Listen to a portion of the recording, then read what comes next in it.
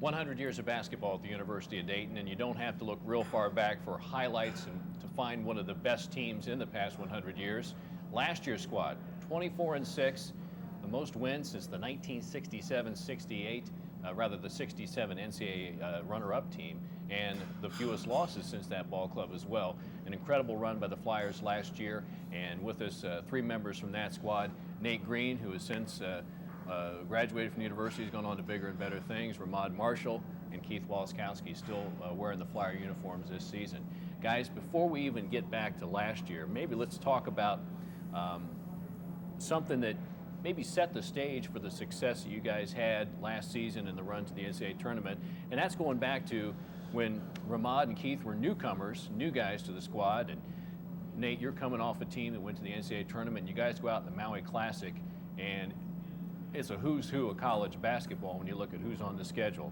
When you guys went out there, intimidated at all when you saw the list of teams that you were going to possibly be playing, Arizona, UConn, Illinois? Intimidated at all? No, definitely not intimidated. You know, we came out there with a purpose, and we just came out to win. It was like a business trip. That's the way we took it. Now, Ramad, that was debut time for you, your first chance to put on the college jersey, play with the lights on out in Maui. What do you remember about that trip? Just remembering that, you know, my first game was against the number 12 team in the country, and I was just excited to get started. And, you know, I just, you know, treasured that experience and was just glad that, you know, I was at the Maui. Now, Keith, like Nate, you were on the team the previous year that went to the NCAA tournament, but you had to wear the street clothes during the games. Now you got to put the uniform on, and to some people, you caught them by surprise in that tournament. You had a great tournament there, just came off the bench as a 6-man and really made your mark. What do you remember about that? I remember just running around out there. Like, you know, I was new, I was still playing and having fun. And yeah, I kind of surprised myself being out there too, you know, playing against teams like Arizona and UConn and Maryland, and, you know, not knowing how to be intimidated yet. I was just like having fun and talking to my parents, and my brother were out there, and, you know, saying that's the coolest thing I've ever done is played on ESPN on, like, you know, top 25 teams, and, you know, now it's me out there. I had a good time. Now you guys get to go back this year, and Nate, unfortunately, unless you want to, you know, buy tickets to the game, you can't come along. But as I recall, that gym had to be one of the hottest places on earth. I mean, just sitting there watching a game, I mean, I'm sweating like crazy. I'm hot. How tough was it playing out there in that kind of heat and humidity? You definitely didn't need no warm-up because it was so hot that you were just sweating sitting there. But it was fun, you know. Coaches always stress drink water. Ramad always cramps up, so he had a problem with that. Did you struggle with cramps out there? Not as bad until like the 3rd game, but, you know, that was the beginning of my college career, so I didn't really play that much anyway, so, you know, I didn't really have that much, you know, have to deal with it that much. I was in the same boat. The last game I remember playing was in high school, and where I was playing in little cramped hot gyms anyway, so it wasn't really anything new. Just remember looking up, seeing like every last person in the stands having a little paper fanning themselves, but I guess it'll be a little easier this year now that they got air conditioning. Yeah, that'll be nice. Sorry, Nate. little, maybe not as grueling a condition, maybe not so much a survival test this time around. Well, that, you know, that started some great things on the tail end of an NCAA tournament team, and lo and behold, last year you guys put together quite a year, and you've had a chance to think about it now. And I know obviously the last time I think I sat down and talked to all 3 of you guys was right after losing to Tulsa in the tournament, and everyone was just long faces and disappointed and everything. But now that you've had a chance to look back on it, how good a year was that, Nate? It was a very good year, especially for my last year. I went out the way I wanted to. Unfortunately, you know, we didn't go further, but it was a very good experience, and it's just going to help me in the future for when I go play ball over the water. So, I mean, I know these guys enjoyed it, and hopefully next year I can watch them on TV and see them playing. Ramad, you just your season really, you know, you may have peaked at the end, played well all year, but I don't know, did you think maybe you played your best basketball in the postseason, both here at the A10 tournament, and then you had a solid game out in Spokane?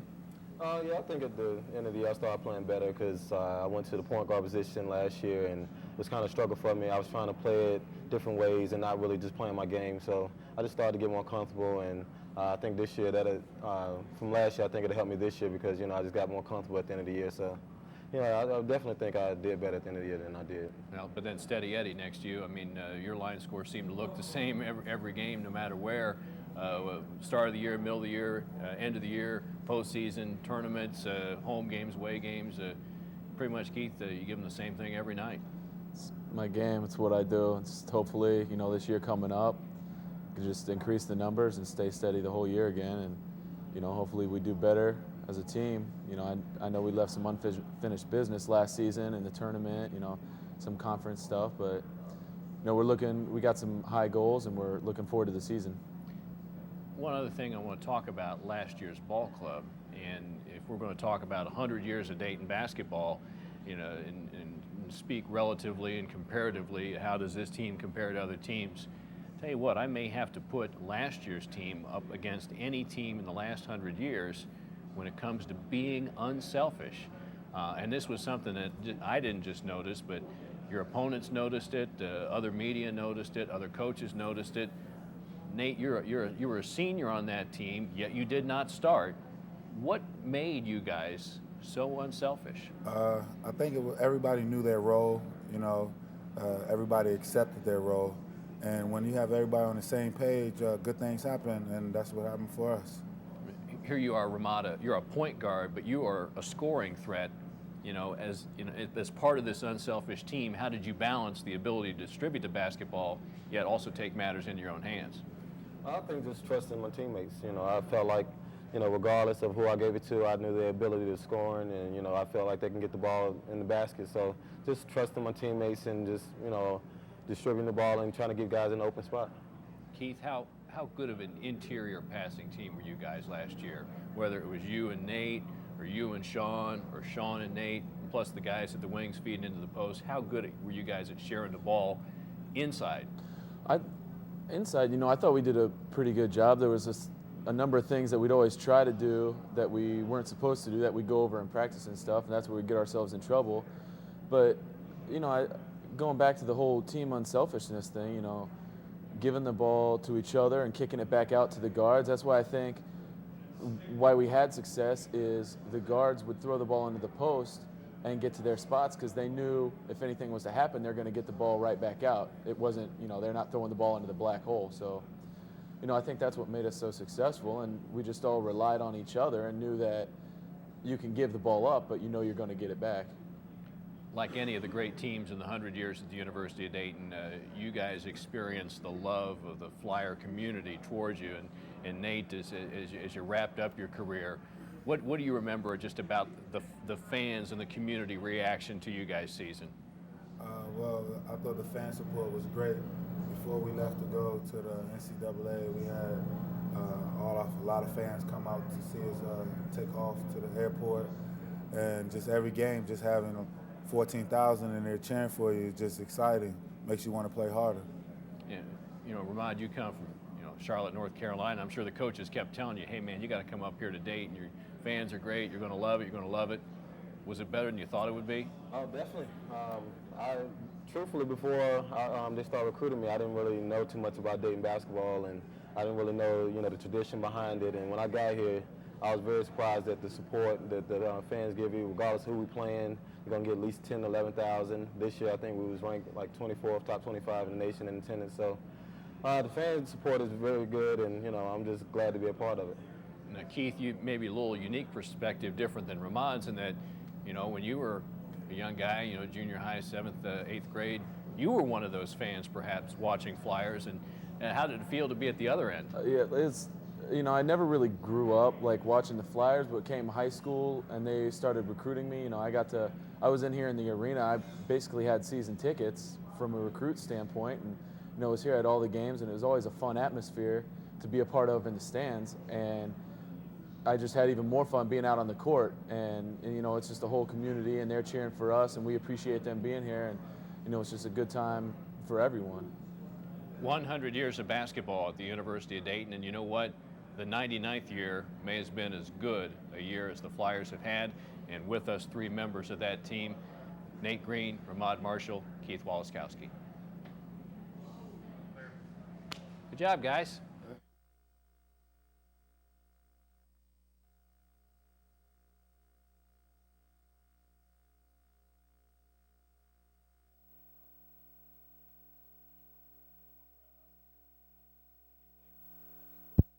Off the ground when I made contact. I was right up here. Right up here at the top. And Pop. you felt it?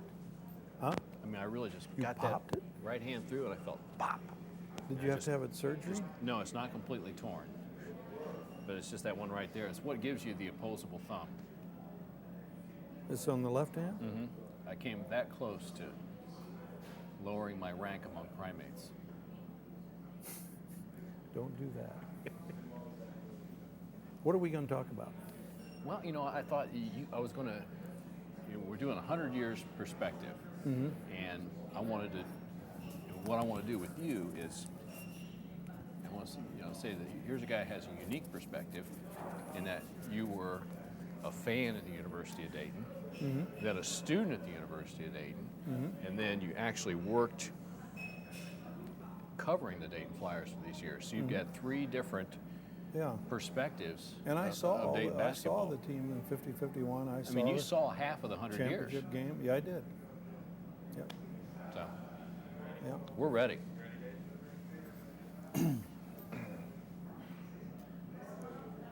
And do I look at you while we're talking? We're just Yeah, talking like this? yeah, we just talked. They've got 3 cameras, so they just. Okay. I got to start off on this one, and then I start and end on that one. The rest is just.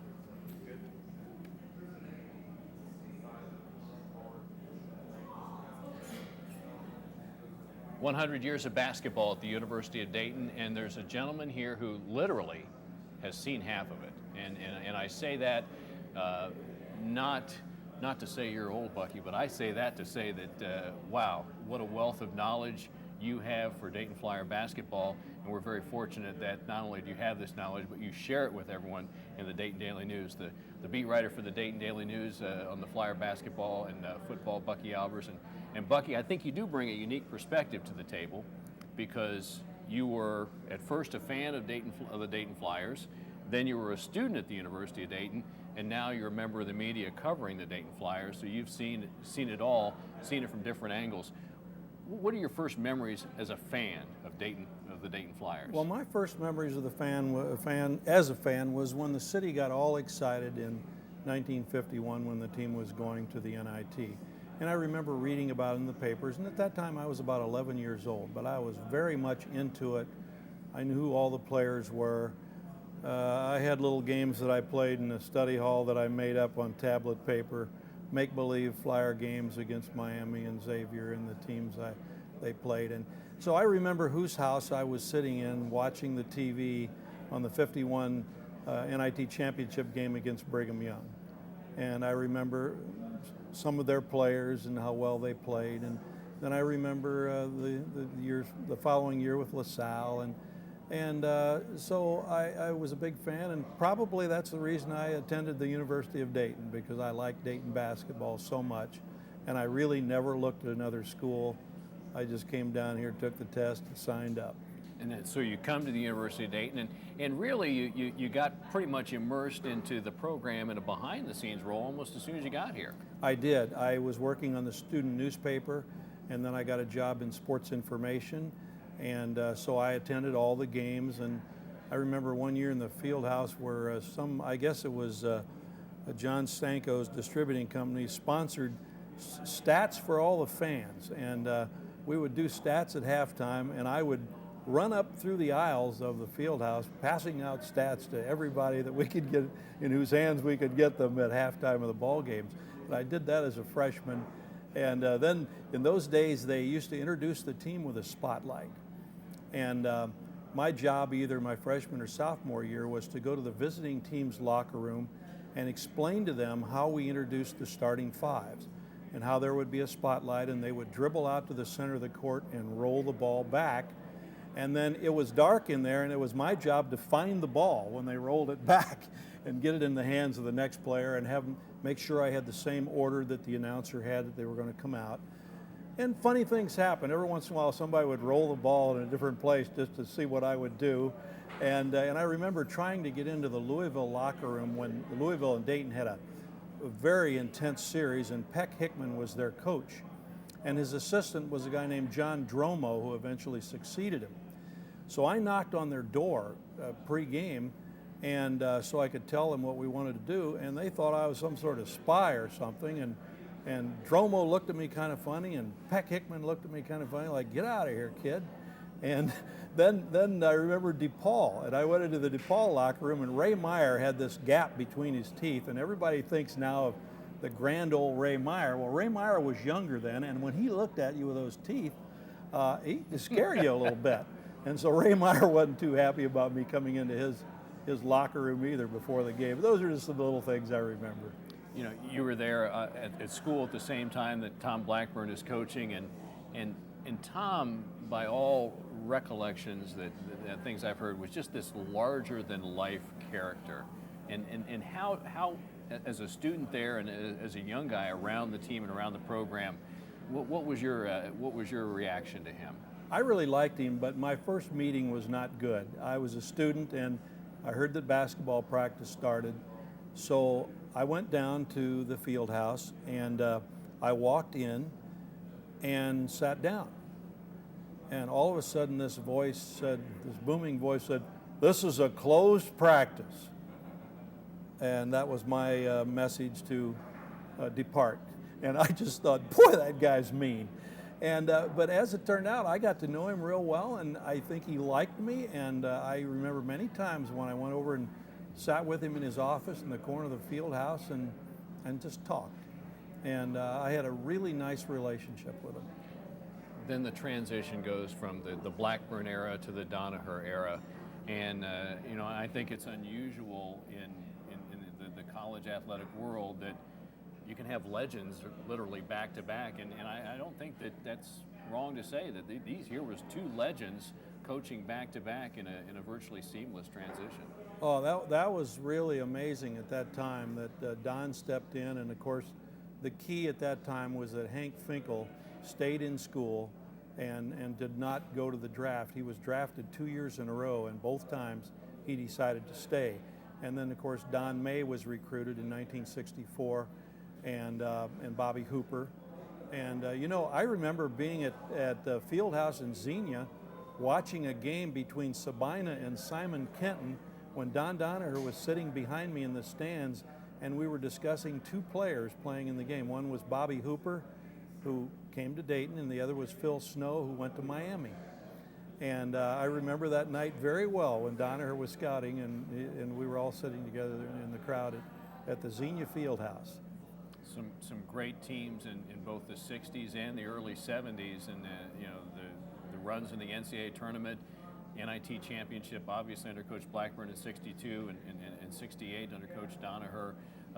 From that era, what are some of the things that really stand out in your mind? Well, I remember how excited I was when they won in 62. I mean, I just thought because they had been to the finals, I think maybe 7 times. I think that's what it was, and always went up there and always lost. And to come back with that victory in 62 was just wonderful, and seeing how Bill Chmielewski just blossomed near the end of that season. That year, Blackburn had tried using a double post with Bill Westerkamp and Chmielewski, both of whom were 6'10". And Westerkamp started some games, Chmielewski some, and boy, I don't know, 2/3 of the way through the season, Chmielewski just blossomed, and he was a great, great player in the NIT. And then I was very fortunate in 67. I wasn't covering the team then. I was covering something else at the paper. And I got to go down to Louisville for the semifinals and finals only because Ritter Collette was in Florida for spring training. And I was working for the Journal-Herald at the time, and we didn't have a Sunday paper. And Ritter questioned whether it would be worth his while or his expenses to fly all the way back just to get maybe one game out of it. And it turned out there were 2 games because Dayton upset North Carolina, and in one of the really great games in UD basketball history, And maybe the greatest. And you got an exclusive that day, and you've got to tell that story. Well, the thing that happened there was that the night they beat North Carolina, Cy Burek had gone to Don Donaher before the game and asked if he could be in the locker room before and after the game. And this was unprecedented. In fact, it was against NCAA rules, but I guess Mick didn't think about that, or he hadn't been there to the Final Four before, so he said it was okay for Cy to be in there. So when the game's over, this great upset, the great game that Donnie May played that night, I go to the locker room door and I want in, and the policeman there says, you can't come in this locker room. And he opened up the door and I saw Cy Burek in the locker room, and I just was furious because I was his competition, and I said, that's my competition in there, I have to be in there. And the policeman said no. And so we had to do our interviews later or something, and so I didn't get an interview. So now when they played UCLA 2 days later, we didn't have the Sunday paper. The game was played on Saturday. Jim Zofke was the beat writer at that time. And I just thought, boy, what could I write on Monday that people will still read on Monday morning? It's going to be stale by then, and we already have one writer here who's going to kind of do a resume. So when the game ended, I jumped over the press table and walked out on the court with the UCLA players. And I stood there just wondering what I was going to do for a good story. And I saw Lou Alcindor's parents sitting there, and I thought, well, maybe I'll talk to them. And about that time, the student manager of UCLA walked up to me and said, would you hold this game ball? And he was going up to pick up his NCAA wristwatch. And the minute I got that game ball in my hand, I thought, ooh, this is my ticket to the UCLA locker room. And I thought, if Cy Burek can be in a locker room, so can I. So I kind of hid among the UCLA players, and I made up my mind when they went into the locker room, I would walk right behind Lou Alcindor, now Kareem Abdul-Jabbar, because when the guards took a look at him, they couldn't resist looking up at him. And if I was right in front of him, I would walk right in. They wouldn't, so I took the basketball. I was all of us UCLA players, we marched into the locker room. And I sat down next to Alcindor, and I remember exactly what happened. He went over to a Coke machine and grabbed a Coke. He had the net around his neck. And I started talking to him, and John Wooden was over in another part of the room speaking on closed circuit TV to all the other sports writers who were in another room. And at that time, Wooden didn't allow his players to be interviewed. I get this nice interview with Alcindor, and I'm still going when an assistant coach for UCLA walks over to me and said, say, I don't know who you are, but you don't belong in here. You're going to have to leave. I said, okay, and I got up and walked out. And I had that interview in my pocket, and I knew I had something really good. And the funny thing about that story was that assistant was Denny Crum, who would later be the great coach at the University of Louisville. So that was a fun night, and on Monday morning, they played it on top of the page for the Journal-Herald, an exclusive interview with Lou Alcindor. So the great games in the 70s and then into the 80s and the 90s, you've gotten to see so much of it, and now obviously you're covering the team on a daily basis. And tough questions here. I'm going to throw some tough questions at you, but I'm sure you've been asked them all before at some point in time. Best players, some of your, like maybe your top 5 or 6 players you've seen wear the Flyer uniform. That is really tough, and I haven't given that a whole lot of thought.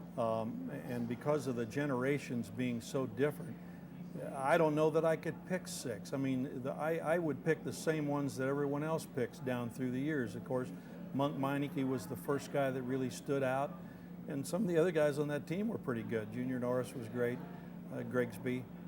They were all good players. And then, of course, we had Big Bill Ewell come in about that time, and he was really good, and Jim Paxson with him, and Johnny Horan. When they signed Johnny Horan in about 1952, he came out of Minneapolis, and he was a major big-time recruit. And so then there was Hank Finkel, and then Donnie May, who you could never have a UD team without Donnie May. Bucky Bockhorn, who came before him, and played very well, changed positions, whatever they needed him to do, he did it and did it well. And then let's see, Bobby Hooper, of course, played very, very well. And my mind's going a little blank now as I come later, but I would choose the same players that everyone else did. Ryan Perryman, had a period what a great of time rebounder. his rebounding was just outstanding. And Jimmy Paxson, I wouldn't want to forget him, and Donald Smith and Mike Sylvester. And so Bill Shimolewski, for that one portion of the year, was about as good as a center could get. Gary Rogenberg, there's another guy who was, Ritter Collette used to refer to him as Graceful Gary. Kind of ran on the balls of his feet. He just glided around the floor. He was an outstanding rebounder also, and a great scorer.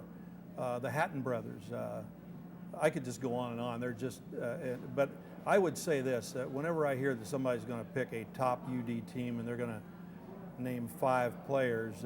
Impossible. I don't know how you could do It's that. impossible. I forgot Nigel Knight, who for 1 year was great. And I remember when I saw him in the summer before his freshman year playing in a pickup game. And I walked out of that gym and I went back to the office and I said, they got a guy who can do things that no UD point guard that we've ever had could do. I knew that he was a great talent after seeing him in one open gym.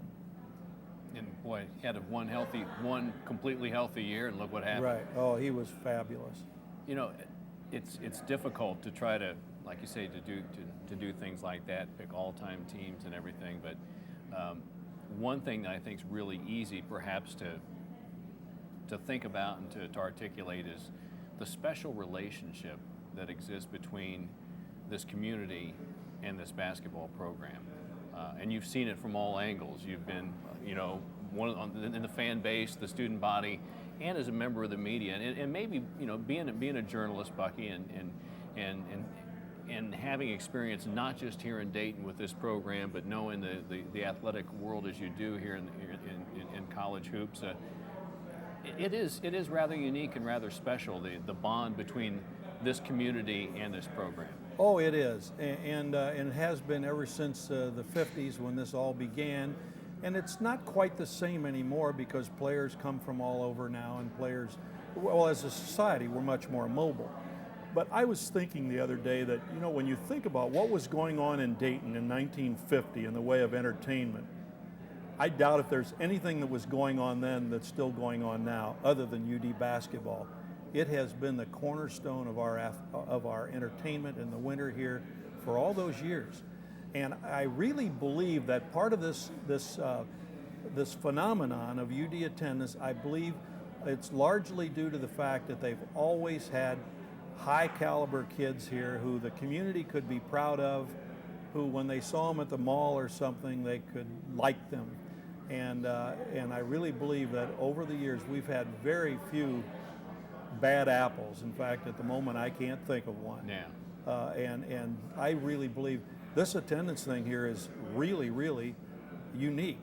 And as a journalist, I know there are no new degrees of uniqueness, and this is unique. There is no place else in the country that has had its ups and downs. When this team was 4-26, they drew, I think, more than 10,000 people a game. And I remember Phi Slamma Jamma at the University of Houston. They had it going one year, and a few years after they were in the NCAA championship game, they were averaging 3,000 a game. So that says a whole lot about the Dayton fan base.